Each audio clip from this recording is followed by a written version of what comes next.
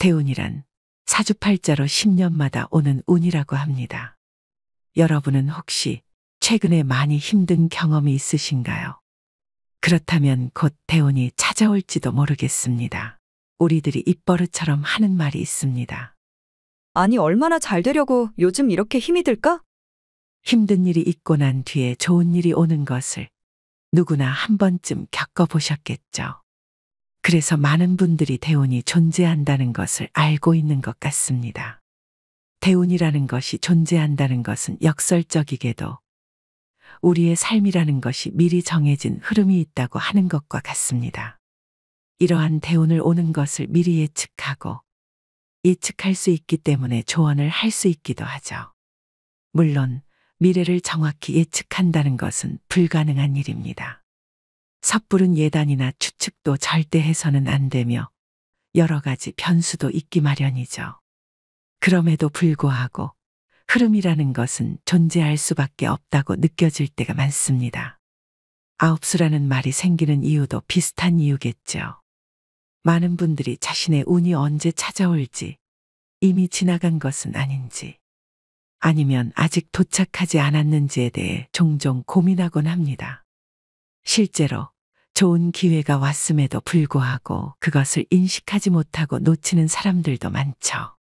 그래서 오늘은 대운이 들어오기 전 5가지의 징조에 대해서 이야기해 볼까 합니다. 대운은 갑작스럽게 찾아온다고 생각하시겠지만 여러분이 생각하시는 것보다 서서히 찾아오기 마련입니다. 첫 번째로 고난과 시련이 찾아옵니다. 대운이 오기 전에는 주변에 힘든 일이 곧잘 일어나고는 합니다. 환경이 달라지죠. 나 혼자만의 힘으로 감당할 수 없는 일이 터지고는 합니다. 갑자기 이사를 가야 하는 상황이 생기거나 내 가족들이 힘든 일을 겪는 경우가 많습니다. 굉장히 아프고 고통스러운 날이 반복되기도 합니다. 많이 힘들고 괴로울 수 있겠지만 대운이 오기 전에는 이러한 시련들이 찾아오기 마련입니다. 우리 삶에서 겪는 어려움과 시련들은 커다란 복이 찾아오기 직전에 나타나는 징조일 수 있습니다. 몸이 약해지고 불의의 사고가 찾아오기도 하며 배신을 당하는 때도 있습니다. 믿던 도끼의 발등이 찍힌다는 말이 우리의 생활에 찾아오기도 합니다. 어려움이 겹에 겹을 이루는 시기가 될 수 있죠. 이 모든 것들이 대운이 들어오기 전 우리의 인내를 시험하고 최악의 순간에도 우리가 얼마나 꿋꿋하게 버틸 수 있는지 보려는 것일 수 있습니다. 이럴 때일수록 이제 곧 내 인생에 큰 복이 찾아오려 하나 보다 라는 생각을 가져보세요. 이러한 긍정의 마음가짐은 악조건의 연속에서 빠르게 벗어날 수 있는 열쇠가 되며 심지어 이런 시련들을 대운으로 전환시키는 마법 같은 힘이 됩니다. 하지만 내 운이 나쁜가 보다, 흉년이 계속되는구나라고 생각하면 그 부정적인 에너지는 끝없이 이어지는 어려움으로 이어질 수 있습니다. 현재 어려움에 처해 계신다면 이것을 기회로 여겨보세요. 좋은 운은 이미 우리의 눈앞에 와 있을 수도 있습니다. 상황은 힘들지라도 마음은 긍정적으로, 행동은 여유롭게 지내시다 보면 결국 대운을 맞이할 준비가 되어 있을 것입니다. 이렇게 어려운 시기가 지나면 분명 대운이 찾아온다는 것을 잊지 마세요. 어둠 속에서도 반드시 빛은 비추고 겨울이 지나면 봄이 오듯 우리의 인생에도 변화의 순환은 있습니다. 예를 들어 한 중년의 사업가가 있었습니다. 그는 사업의 실패를 겪고 막대한 빚을 지게 되었습니다. 모든 것을 잃은 듯한 절망감 속에서도 그는 포기하지 않고 새로운 사업 아이디어를 모색했습니다. 그리고 몇 년 후 그의 노력은 결실을 맺어 사업이 다시 번창하기 시작했고 이전보다 더 큰 성공을 거두게 되었습니다. 이처럼 심각한 경제적 위기 후에 오히려 그는 더 큰 성공의 기회를 맞이한 것입니다. 힘든 시기가 왔다는 것은 나에게 시련이 주어진 것이고 그 시련을 잘 이겨낸다면 새로운 대운이 들어올 가능성이 높습니다. 어려움은 잠시일 뿐 이를 극복하고 나면 새로운 기회가 찾아올 것입니다. 두 번째로 주변의 인맥들이 바뀌기 시작합니다. 인생의 새로운 장을 열 준비가 되면 때로는 예상치 못한 새로운 인연들이 나타나기도 하고 기존의 관계들이 변화하는 경우가 생기게 됩니다.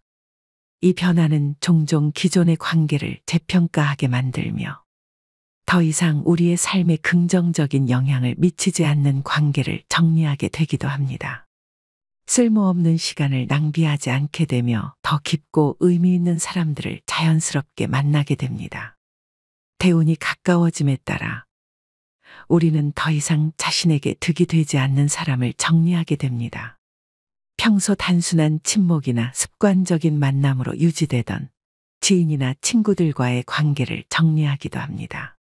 이러한 사소한 만남들이 점점 줄어들면서 진정으로 의미 있는 관계에 더 많은 시간을 들이게 됩니다. 또는 새로운 인연을 만나지 않고 점점 고립되어 가기도 합니다. 이러한 상황에서는 외로움이라는 것이 생기기 마련이죠. 하지만 혼자가 된다는 것은 쓸모없는 시간을 줄이는 상황이 될 수 있습니다. 자신의 삶에 대해 되돌아보게 만들고 더 많은 시간을 나를 위해 소비할 수 있게 됩니다. 대운을 맞이하기 전에 자신만의 시간을 갖는 것은 과거의 경험을 되돌아볼 수 있는 기회가 되기도 하며 미래에 대한 계획을 세울 수 있는 기회를 제공하기도 합니다. 심리적으로 보더라도 고립은 스스로를 더욱 강하게 만드는 과정이 될 수 있습니다. 혼자 있는 시간을 통해 우리는 스트레스와 압박감을 관리하는 더 나은 방법을 배우고 내면의 평화와 균형을 찾을 수 있습니다. 고립은 힘든 경험일 수 있지만 이는 우리가 자신의 길을 더욱 분명히 이해하고 필요한 변화를 준비하는 데 중요한 역할을 합니다. 만약 주변 인맥들이 변화하여 자신에게 긍정적인 사람들로 채워진다면 대운이 들어올 시기가 왔다는 것을 잊지 마세요. 혹은 주변 사람들이 멀리 떠나가고 고립되는 상황이 되었다면 과거를 되돌아보기도 하고 미래에 대한 계획을 세우는 시간을 가져보세요. 대운이 들어올 징조일 가능성이 높으니 미리 준비하시는 게 좋을 것 같습니다. 대운이 들어오기 전 세 번째 징조로 얼굴색이 좋아집니다. 일이 안 풀리거나 몸이 안 좋은 사람들을 보면 얼굴에 짜증이 가득한 경우가 많습니다. 일이 잘 풀리지 않으니 낯빛은 어두워지고 인상을 쓰고 있으니 주름과 기미가 생기기 마련이죠. 심지어 눈 밑에 다크서클이 생기기도 합니다.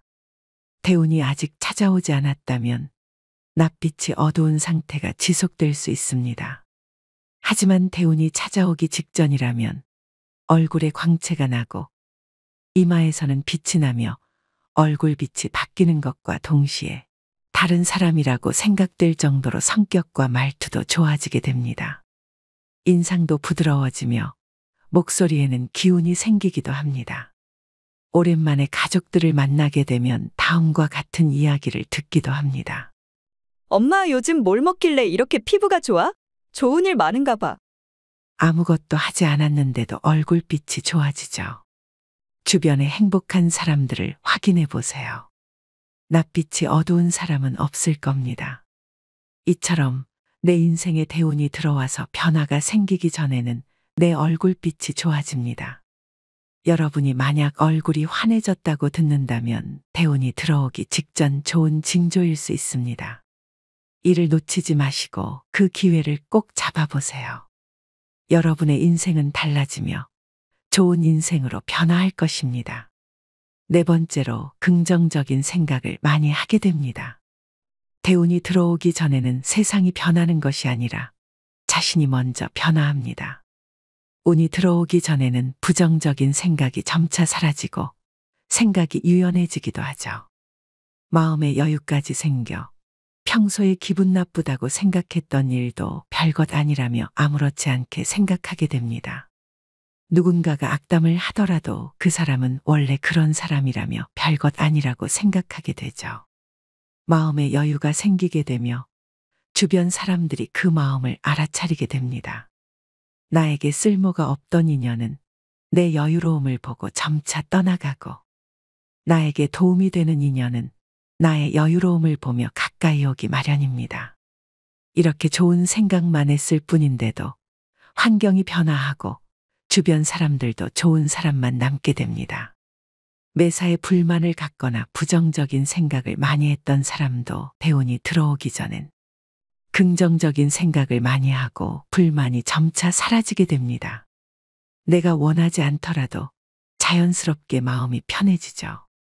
괜찮다는 말을 많이 하고 그럴 수도 있지와 같이 상대방에게도 편한 말을 많이 사용합니다. 여러분이 이렇게 긍정적인 생각과 예쁜 어조를 사용하고 계신다면 곧 대운이 들어올 징조라고 볼 수 있습니다. 대운이 들어오기 전 5번째 징조로 새로운 시도를 하게 됩니다. 갑자기 문득 배워보고 싶은 일이 생기거나 어떤 사람을 만나 새로운 도전을 해보기도 하죠. 이러한 시기에는 보통 큰 변화가 나에게 온다는 것을 느끼게 됩니다. 새로운 시도는 우리의 한계를 시험하기도 하고 미지의 영역으로 나아가게 하기도 하죠. 대운이 따라준다면 새로운 시도를 했을 때 좋은 결과가 나타나기도 합니다. 예전에 제 주변에 이렇게 대운이 왔던 사람이 있었죠.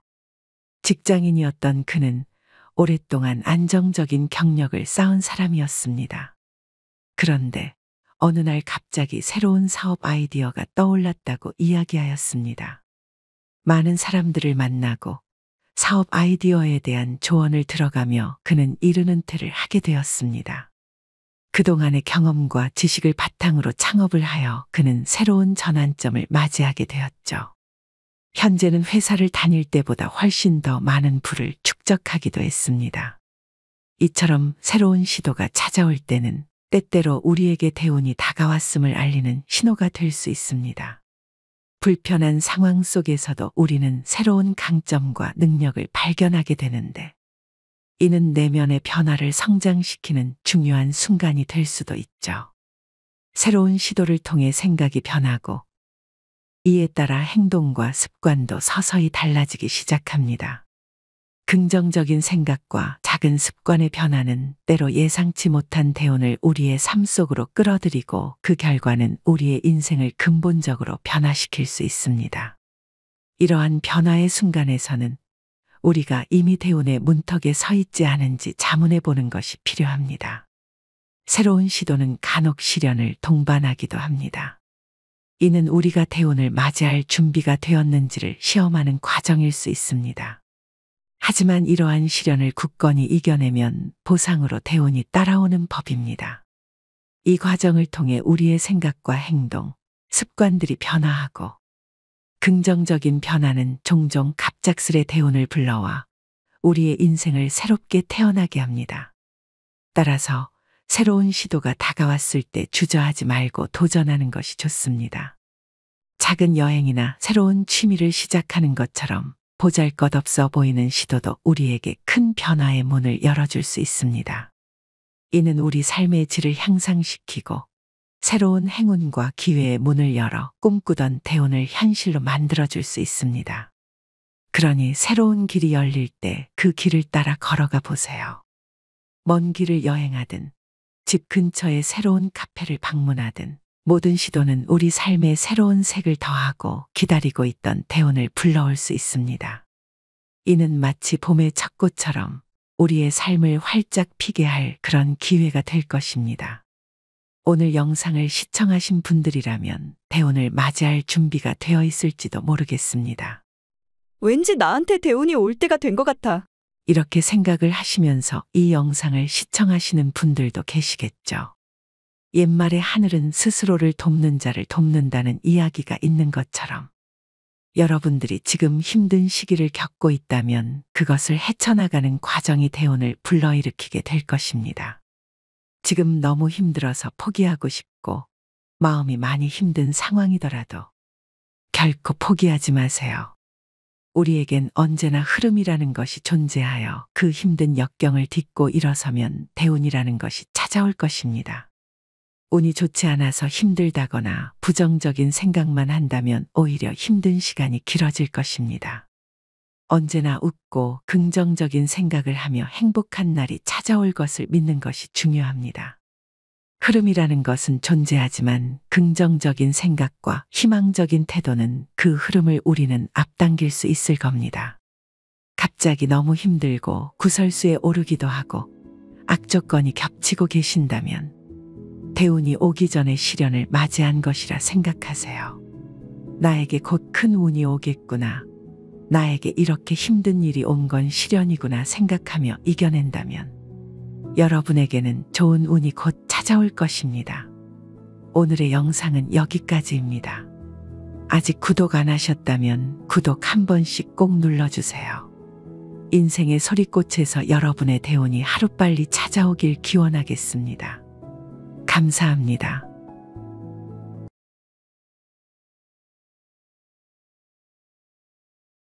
여러분은 주변에 귀티가 흐르는 사람이 있으신가요? 특별히 무언가를 하지 않아도 가만히 앉아만 있어도 귀티나는 사람은 있기 마련입니다. 어쩌면 이 영상을 보고 계신 구독자분들께서 귀티가 흐르고 계실지도 모르겠습니다. 저는 귀티가 나는 분들을 보게 되면 나도 저렇게 되고 싶다라는 생각이 들고는 합니다. 여러분은 어떠신가요? 사람은 본능적으로 나이가 들어감에 따라 누군가에게 더 잘 보이고 싶고 멋진 사람처럼 보이고 싶기 마련입니다. 나이가 들었다고 해서 모두 나이값을 하고 사는 것은 아닌 것처럼 명품을 가지고 있다고 해서 귀티가 흐르는 것은 아니기 마련이죠. 귀티란 외모만이 아니라 태도, 말투, 행동에서 비치는 내면의 아름다움과 품격을 의미합니다. 누군가에게 잘 보이기 위해서가 아니라 내가 잘 살고 있다면 자연스레 보여질 수밖에 없습니다. 귀티는 자신이 누구인지 무엇을 가치 있게 여기는지를 잘 아는 사람들에게서 나타납니다. 또한 그들은 자기 자신을 소중히 여기며 그것이 자연스럽게 외부로 표현됩니다. 그렇다면 어떻게 나이가 들어서도 이렇게 귀티 있는 사람이 될 수 있는 걸까요? 여러분은 어떻게 귀티가 나는 사람이 되셨나요? 오늘은 귀티 나는 사람의 특징 5가지에 대해서 살펴보겠습니다. 영상 시청하시기 전에 구독과 좋아요 한 번씩 꼭 부탁드립니다. 귀티 나는 사람의 첫 번째 특징으로는 잘 웃는다는 겁니다. 여러분은 평소에 잘 웃고 계시나요? 웃음은 첫인상을 결정하는 중요한 요소 중 하나이며 귀티 나는 사람들은 대부분 첫인상이 좋은 경우가 많습니다. 항상 웃음으로 보답하고 마주 볼 때마다 웃음을 건네기도 합니다. 하지만 많은 분들이 일상의 바쁜 흐름 속에서 웃음의 가치를 잊고 살기 마련입니다. 우리 주변의 어린아이들도 하루에 수백 번을 웃으며 그 순수한 기쁨을 마음껏 누리지만 우리 대부분은 그러한 웃음을 자주 잃어버립니다. 나이가 들어가면서 웃음의 횟수가 급격히 줄어들고 때로는 하루에 몇 번 웃기도 힘든 날도 많아지고는 하죠. 하지만 웃음은 단순한 표현 이상의 의미를 지니고 있으며 우리 삶에 긍정적인 영향을 미칩니다.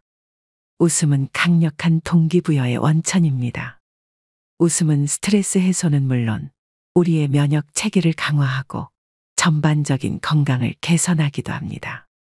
심리학 연구에 따르면 의도적으로 웃을 때도 우리의 뇌는 자연스러운 웃음을 통해 행복 호르몬을 분비한다고 합니다. 실제로 웃음은 엔도르핀이라는 행복 호르몬을 방출하여 우리를 더 행복하고 긍정적으로 만들어 주기도 합니다. 또한 이 행복 호르몬은 자연스러운 진통제 역할을 하며 우리의 정신적, 육체적 건강에 좋은 효과를 가져다 주죠. 웃음은 사람들과의 관계를 강화하는 데에도 중요한 역할을 합니다. 함께 웃을 때 우리는 서로에 대한 신뢰와 유대감을 형성하기도 하죠. 웃음은 또한 서로의 장벽을 허물고 사람들 사이의 긴장을 완화시키는 효과적인 수단이기도 합니다.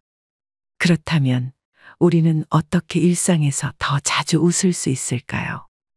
간단한 방법부터 시작해 볼 수 있습니다. 예를 들어 재미있는 영화나 연극을 보거나 친구나 가족과 재미있는 시간을 보내는 것입니다. 또는 즐거운 추억을 회상하며 스스로를 웃게 만드는 것도 좋습니다. 중요한 것은 웃음을 우리 삶의 자연스러운 부분으로 만드는 것입니다. 이러한 웃음은 우리가 도전과 어려움에 직면했을 때 긍정적인 마음을 유지하도록 돕습니다. 웃음은 우리가 문제를 더 낙관적인 관점에서 바라보도록 만들며 어려움을 이겨내는데 필요한 긍정적인 에너지를 제공합니다. 이제 여러분도 웃음의 중요성을 인식하고 매일의 웃음을 통해 귀티나는 사람처럼 되어보세요. 웃음은 단순한 반응이 아니라 우리의 건강과 행복 그리고 일상의 동기부여에 결정적인 영향을 미치는 강력한 행동입니다. 웃음으로 가득 찬 하루하루가 여러분을 더 밝고 긍정적인 사람으로 만들 것입니다. 귀티나는 사람의 두 번째 특징으로는 깔끔하다는 것입니다. 나이가 들어가면서 우리는 외모뿐만 아니라 생활 방식과 태도에서도 귀티가 나타날 수 있습니다. 그 중에서도 특히 깔끔하다는 것은 나이가 들어서도 품위 있고 멋진 삶을 살아가는 것을 보여주는 중요한 요소입니다. 깔끔한 생활은 단순히 정리된 공간을 넘어 인격과 자신감이 반영된 모습을 사회에 표현하는 방법이기도 합니다. 아무리 나이를 먹어도 외모가 가져다주는 첫인상이 중요한 것은 변하지 않을 것입니다. 하지만 대화를 나눌 때 나오는 입냄새나 그 사람에게 나타나는 체취는 첫인상의 마무리를 안 좋게 결정짓는 중요한 요소가 되기도 하죠. 이처럼 깔끔함은 사람들과 처음 만났을 때 강력한 첫인상을 남기는 요소입니다. 잘 정돈된 외모와 깨끗한 환경은 여러분이 자기 관리를 잘하고 세심한 주의를 기울이는 사람임을 보여줍니다. 이러한 이미지는 존중과 신뢰를 불러일으키며 모임에서도 긍정적인 영향을 미치기 마련입니다. 또한 깔끔한 생활은 건강 유지에도 중요한 역할을 합니다. 깨끗하고 잘 정돈된 집은 유해균과 먼지로부터 나를 보호해주고 알레르기나 호흡기 질환의 위험을 줄여줍니다. 또한 체계적인 생활 습관은 정신 건강에도 긍정적인 영향을 미치게 되어 스트레스를 감소시키고 일상의 만족도를 높입니다. 깔끔하다는 것은 단순한 외적인 요소를 넘어서 자신의 삶을 잘 통제하고 있다는 느낌을 줍니다. 자신의 공간을 잘 관리한다는 것은 다른 사람들에게 자신의 삶도 잘 관리하고 있다는 것을 보여주죠. 이는 자신감을 높이고 일상에 긍정적인 반응을 만들 수 있을 겁니다. 그래서 귀티나는 대부분의 사람들은 깔끔한 이미지도 같이 가지고 있는 경우가 많습니다. 그렇다면 어떻게 깔끔하게 살아갈 수 있을까요? 매일의 작은 습관이 모여 큰 결과를 만드는 법입니다. 매일 정해진 시간에 집안을 간단히 정리하고 불필요한 물건을 정리하는 것부터 시작해 보세요. 이러한 습관은 점차 자연스러운 생활의 일부가 되어 깔끔함을 유지하는 것이 부담이 아니라 즐거움이 될 것입니다. 깔끔한 생활은 여러분의 삶을 더욱 아름답고 건강하게 만드는 방법입니다. 이제 여러분도 깔끔함을 통해 나이에 상관없이 귀티를 발휘할 수 있을 겁니다. 이미 깔끔함을 유지하는 구독자분들이라면 귀티가 넘치고 계실지도 모르겠습니다. 매 순간을 깔끔하고 품위 있게 보내며 삶의 질을 높여보세요. 여러분의 노력이 멋진 인상과 건강한 생활로 이어지게 될 것입니다. 귀티가 나는 사람의 세 번째 특징으로 남의 눈치를 보지 않는 것입니다. 여러분은 어떠신가요? 남의 눈치를 잘 보는 편이신가요? 아니면 생각과 주관이 뚜렷한 편이신가요? 나이가 들수록 자신의 행동과 결정에 대해 주변의 시선을 의식하기 마련입니다. 고집이 많아지는 것도 사실이지만 내가 결정한 행동을 하고 난 이후 내가 왜 그랬을까 하고 자책하는 분들도 많습니다. 하지만 정말로 자신의 삶을 즐기고 귀티가 나는 사람들은 남의 눈치를 보지 않고 자신만의 길을 걸어가는데 자신감을 갖고 있기 마련입니다. 우리가 지금껏 쌓아왔던 경험과 지혜는 이미 충분히 검증되었기 때문에 이제는 다른 사람의 의견에 휘둘리지 않고 자신의 결정에 자신감을 가져도 괜찮습니다. 남의 눈치를 보지 않는다는 것은 자신의 결정에 자신감을 가지고 그것을 주저하지 않고 실행에 옮긴다는 것을 의미합니다. 이런 자세는 다른 사람들에게도 긍정적인 영향을 미치며 자신의 존재감을 더욱 뚜렷하게 합니다. 자신의 선택을 믿고 실행하는 것은 더 많은 자유와 즐거움을 선사하며 이는 삶의 만족도를 높이는 데 큰 역할을 합니다. 남의 눈치를 보지 않고 살아가려면 어떻게 해야 할까요? 우선 자신의 내면의 목소리에 집중해야 합니다. 여러분의 경험과 직감은 여러분이 오랜 시간 동안 쌓아온 소중한 자산입니다. 이제 여러분의 내면의 목소리가 무엇을 말하고 있는지 경청하고 그것에 따라 행동해 보세요. 자신의 감정과 욕구를 이해하고 그에 따라 행동하는 것은 여러분을 더 행복하고 만족스러운 삶으로 이끌 것입니다. 나이가 들어감에 따라 사회적 역할에 대한 기대가 줄어들고 자유롭게 자신의 삶을 선택할 수 있는 기회가 많아집니다. 이 기회를 활용하여 더 이상 남의 기준에 얽매이지 않고 자신만의 기준과 가치에 따라 살아가 보세요. 남의 눈치를 보지 않을 때 여러분은 새로운 취미와 활동에 더 자유롭게 도전할 수 있습니다. 이전에는 시도해보지 못했던 것들, 예를 들어 여행, 예술 또는 새로운 학문 분야에 도전해보세요. 오랫동안 미뤄왔던 여행을 가거나 시를 한 편 작성해보는 것은 새로운 도전을 하는 것과 동시에 내 삶의 다양한 경험을 추가하는 좋은 방법입니다. 또한 자유롭게 선택한 이러한 활동들은 새로운 즐거움과 의미를 더해줄 것입니다. 여러분의 경험과 지혜를 바탕으로 자신감을 가지고 당당히 여러분의 길을 걸으세요. 우리의 삶은 우리들이 만들어내는 것입니다. 남의 눈치를 보지 않고 당당하게 살아가는 삶은 귀티가 나는 사람이 될 뿐만 아니라 정신 건강에도 매우 좋은 결과를 가져올 것입니다. 귀티가 나는 네 번째 특징으로는 단정한 옷차림입니다. 여러분은 평소에 복장에 대해 신경 쓰시고 계신가요? 옷차림은 단순히 외모를 꾸미는 수단을 넘어서 개인의 성격과 자신감, 심지어 삶의 태도까지도 표현하는 중요한 요소입니다. 특히 나이를 먹어가면 옷차림의 단정함이 더욱 중요해집니다. 누군가의 눈치를 보는 것 때문에 옷차림을 단정하게 해야 한다고 말씀드리는 것이 아닙니다. 귀티가 나는 사람들은 누군가의 눈치를 보고 옷을 단정하게 하는 것이 아니죠.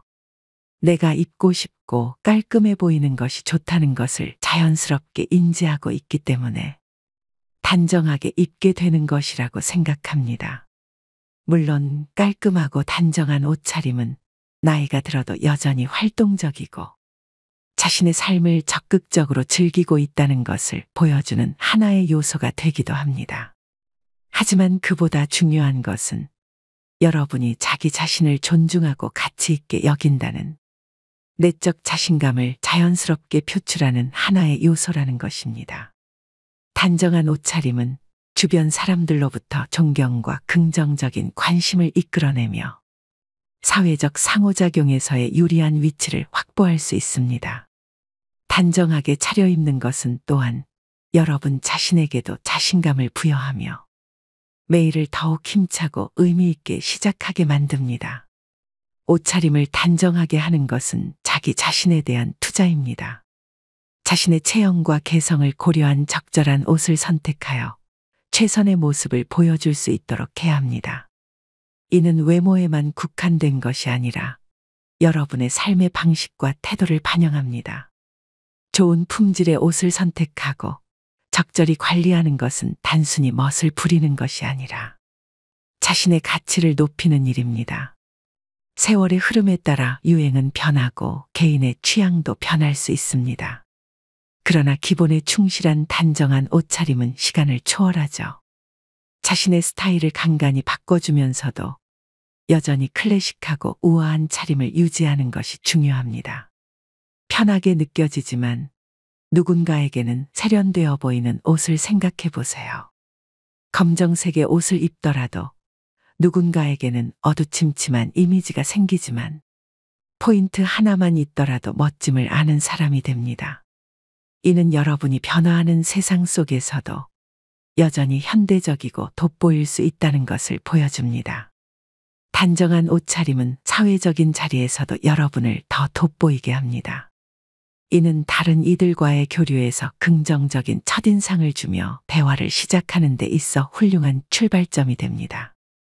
사람들은 단정하게 차려입은 이에게 자연스럽게 더 높은 신뢰감을 가지게 됩니다. 여러분의 옷차림은 여러분의 인격과 태도를 세상에 표현하는 중요한 수단입니다. 매일 아침 옷을 선택할 때 그것이 여러분의 자신감과 존엄성을 어떻게 반영할지 고민해 보세요. 깔끔하고 단정한 옷차림으로 여러분의 하루를 시작하면 자신감이 넘치고 긍정적인 하루를 맞이할 준비가 되어 있음을 느낄 수 있을 것입니다. 나이를 먹는다는 것은 여전히 멋지고 귀티나게 살 수 있다는 것을 의미하며 이는 여러분이 사회 속에서 얼마나 존경받고 사랑받을 수 있는지를 결정짓습니다. 귀티가 나는 사람의 마지막 특징으로는 인간 관계에 집착하지 않는다는 것입니다. 여러분은 친구나 옛 동료가 소중하다고 생각하시나요? 저도 한때는 그렇게 생각했지만 최근 들어서 더욱 쓸모가 없다는 것을 느끼고 있습니다. 어린 시절에는 친구가 보물처럼 느껴졌지만 나이를 먹으면서 그 보물 상자에는 먼지가 쌓이더군요.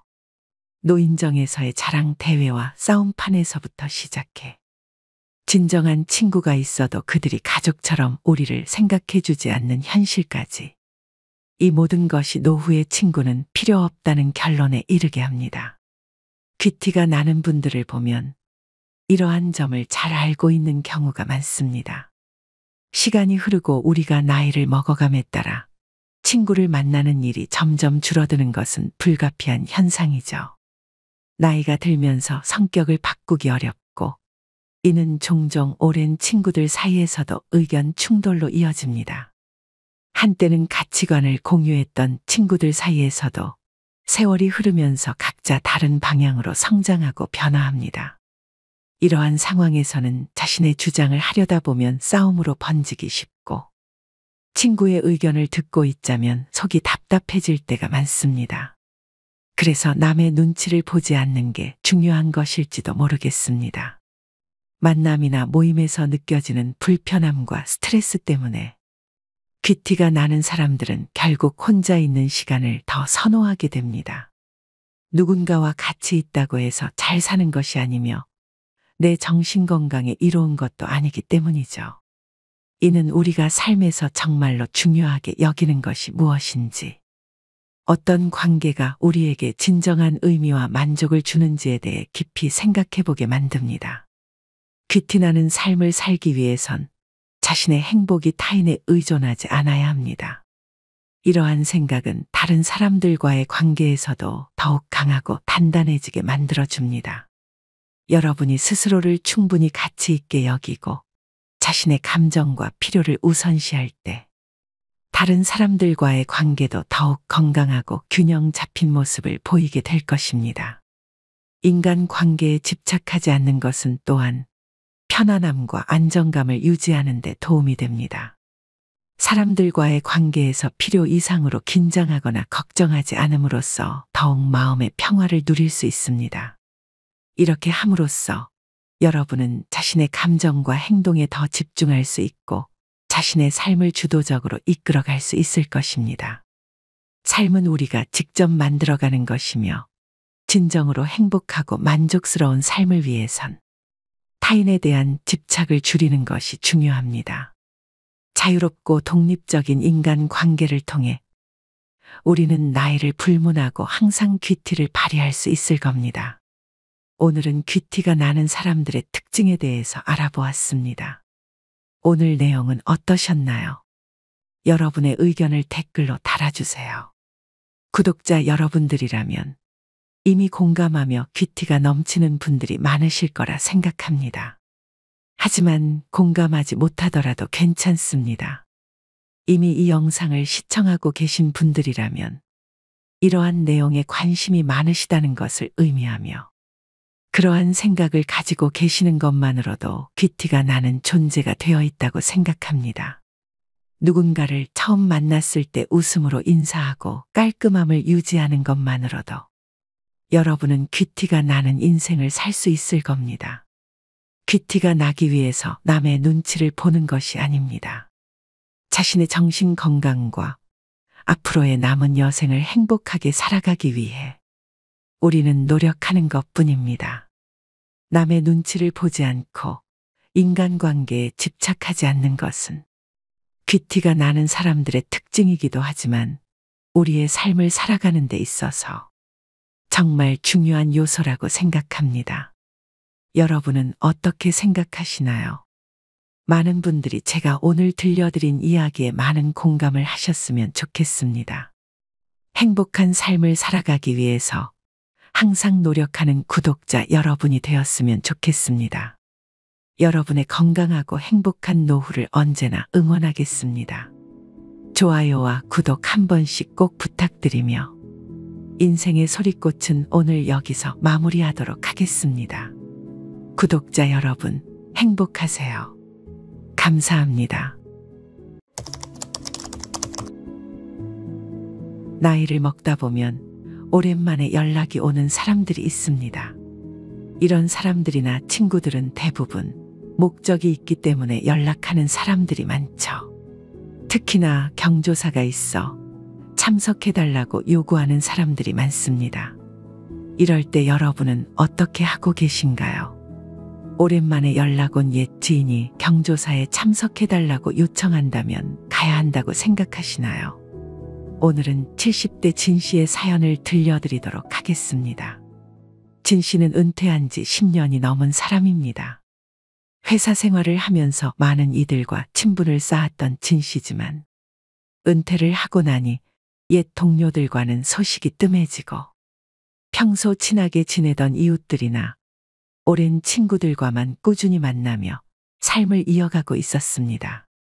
그러던 어느 날 옛 동료였던 황 씨에게 연락이 왔습니다. 진 씨, 잘 지내? 요즘 어떻게 살고 있어? 내가 바빠서 연락을 통 못했네. 진 씨는 오랜만에 연락 온 황 씨가 반가웠습니다. 황 씨 오랜만이야.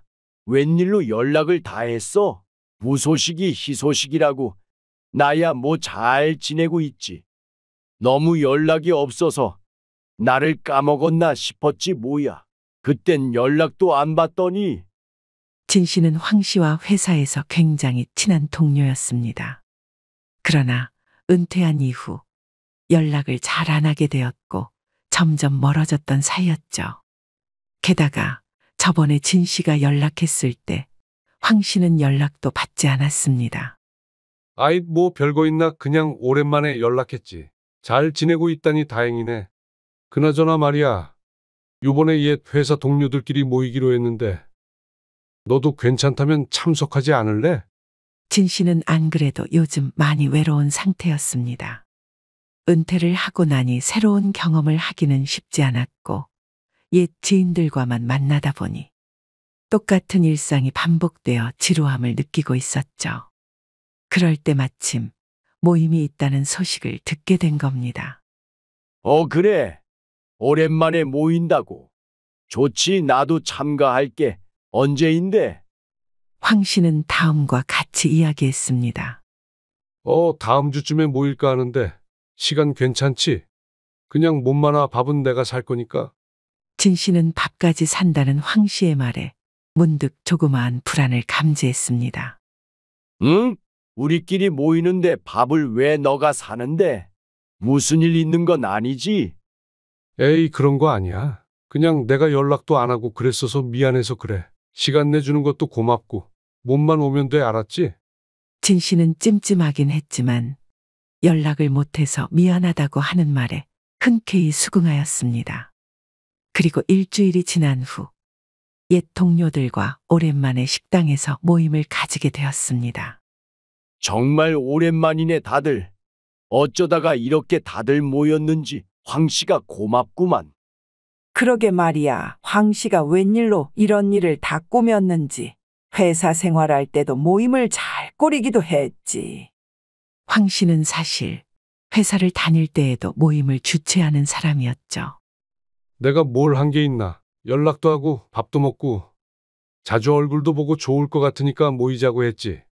우리 예전에 회사 생활할 때 기억나? 황 씨는 옛 이야기를 꺼내며 모임을 이끌어 나갔습니다. 진 씨는 오랜만에 추억에 젖으며 친구들과 재밌게 담소를 나누었습니다.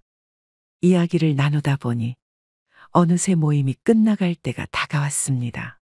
그러자 진 씨는 다음과 같이 이야기했습니다. 황 씨, 이런 모임을 만들어줘서 고마워. 오랜만에 이렇게 모이니까 너무 좋네. 그러자 황 씨는 다음과 같이 이야기했습니다. 나도 너무 즐거웠어. 앞으로도 자주 만나자고. 이렇게 얼굴도 보고. 그리고 갑자기 주섬주섬 무언가를 꺼냈습니다. 확인을 해보니 황 씨 아들의 청첩장이었습니다. 모임을 핑계로 사람들을 모아놓고 아들의 청첩장을 나눠주면서 참석해달라고 하는 것이었죠. 모임을 할 때까지는 좋았으나 문득 찜찜한 느낌이었던 원인을 알게 되었습니다. 진 씨는 당황했지만 그럼에도 불구하고 친구들과 함께 오랜만에 또 만날 생각에 다음과 같이 이야기했습니다. 그래, 아들이 결혼한다는데 참석해야지. 그럼 이때 또 모이면 되겠네. 좋지. 오늘 못다 한 얘기 그때 또 하자고. 그렇게 이야기를 마무리하고 진 씨는 집으로 돌아갔습니다. 기분이 오묘하고 그렇게 좋지만은 않았으나 친구들과 오랜만에 얘기한 걸로 만족하기로 했습니다. 집에 도착하자마자 진 씨는 청첩장을 아내에게 보여주었습니다. 이번에 황 씨 아들이 결혼을 한다네. 같이 갈 거지? 이번에 영숙이도 온다고 하더라. 같이 경조사에 참석해달라고 얘기하자 아내는 상당히 불쾌해하며 다음과 같이 이야기했습니다. 뭐? 황 씨? 아니, 우리 아들 결혼식에는 참여도 안 하고 연락도 없었잖아.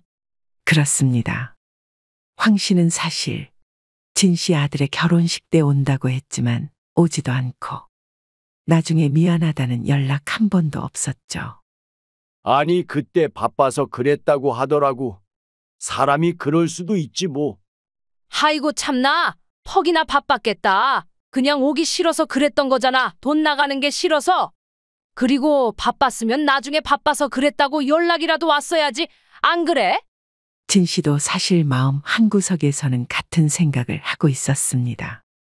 하지만 진 씨는 황 씨가 모임도 주최하고 친구들과 이야기를 하다 보니 그 사실을 까맣게 잊고 있었던 거였죠.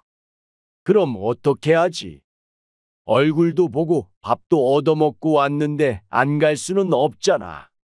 내가 못 살아 정말. 그니까 왜 간다고 했어? 생각해 본다고 했어야지.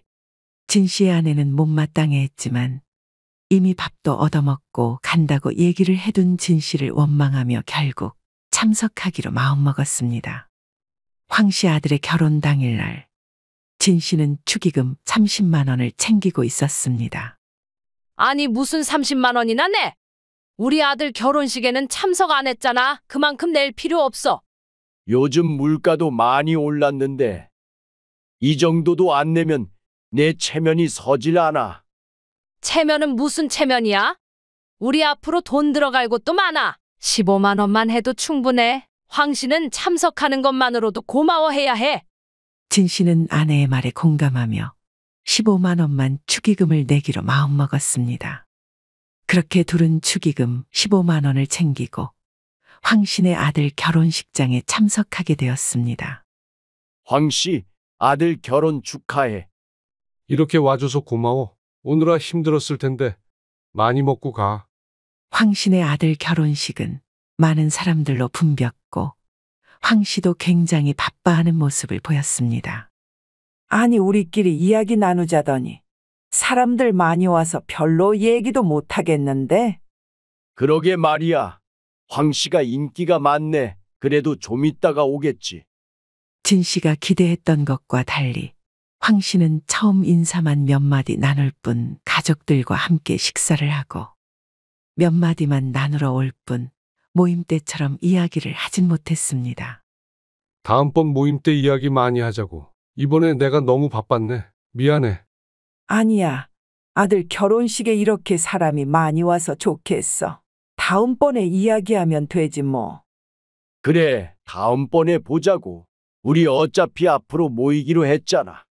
그렇게 진 씨는 결혼식에 가서 축의금만 내고 돌아오게 되었습니다. 일주일이 지난 후 진 씨는 모임을 하기로 했던 황 씨에게 연락을 했습니다. 그런데 황 씨는 연락이 되지 않았고 하루가 지난 이후에도 연락을 했지만 되돌아오는 건 연결되지 않는 통화음뿐이었습니다.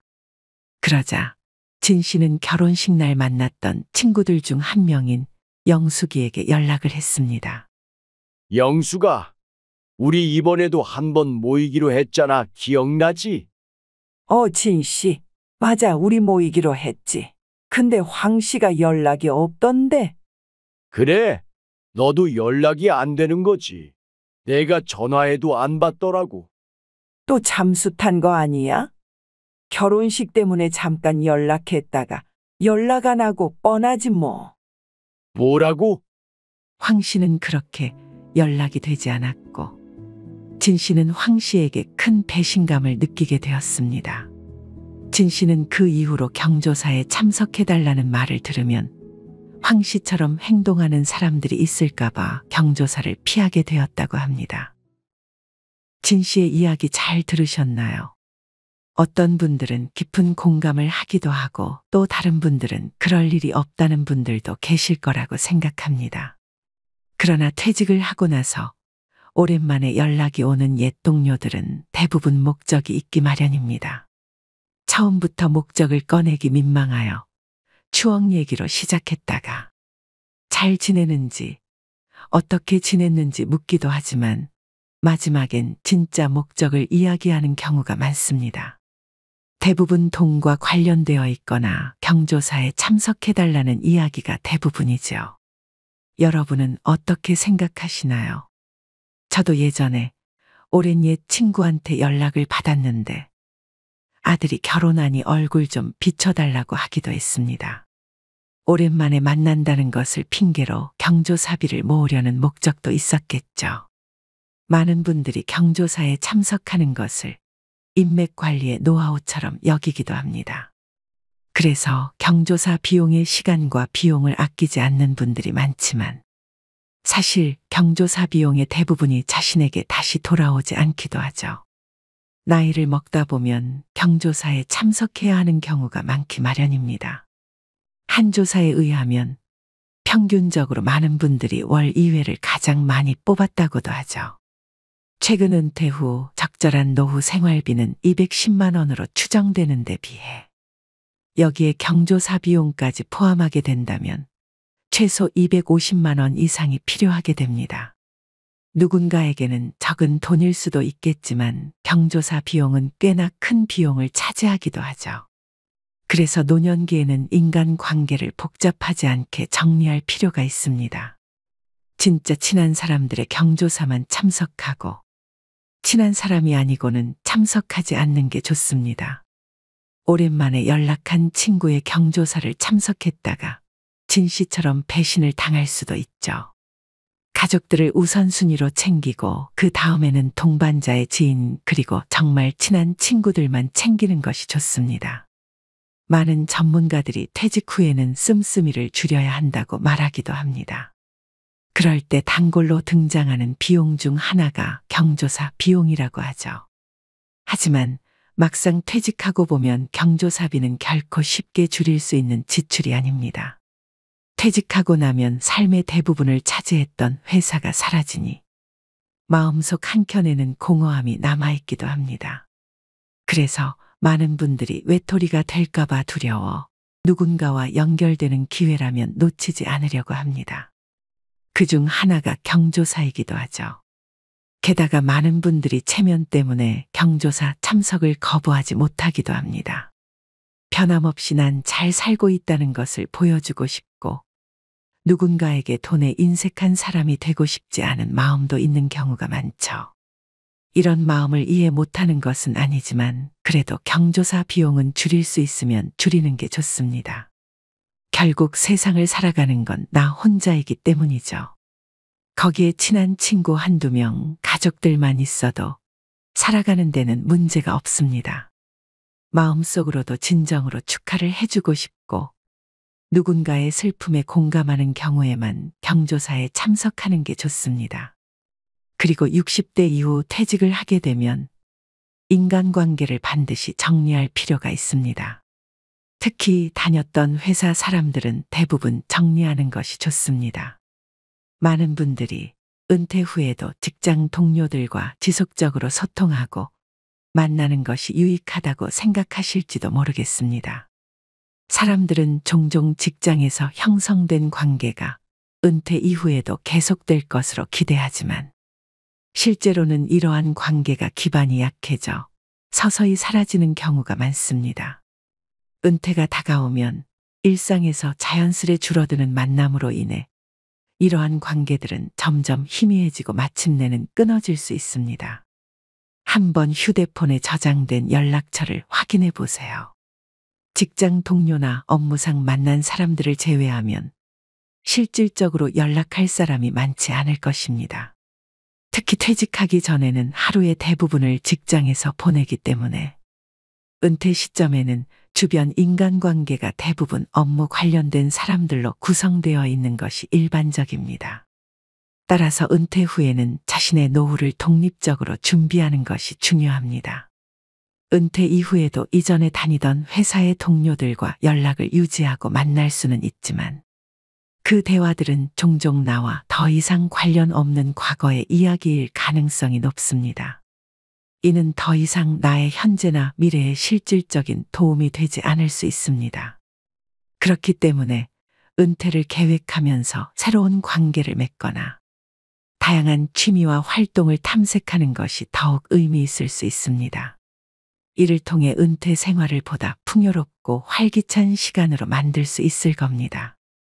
또한 새로운 관계를 만들기 어렵다면 혼자인 시간을 보내는 것도 좋은 방법입니다.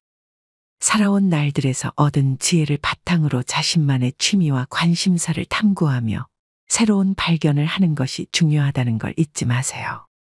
이러한 과정은 자신의 발전 가능성을 무한히 확장할 수 있습니다. 혼자 있는 시간을 즐기는 동시에 자신의 건강과 웰빙을 챙겨보세요. 규칙적인 운동을 하고 균형 잡힌 식사를 하며 충분한 휴식을 취하는 것이 필수적입니다. 이 모든 것이 몸과 마음의 건강을 유지하고 삶의 질을 높이는 데 큰 도움이 될 것입니다. 더 나아가서 자신만의 공간을 창조적으로 활용하는 것은 어떨까요?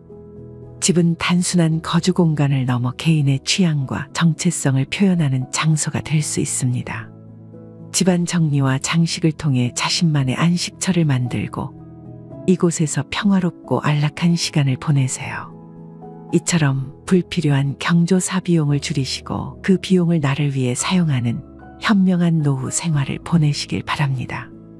오늘의 내용은 여기까지입니다. 어떠셨나요? 오늘 내용이 도움이 되셨기를 바랍니다. 여러분의 행복한 노후를 인생의 소리꽃에서 항상 응원하겠습니다.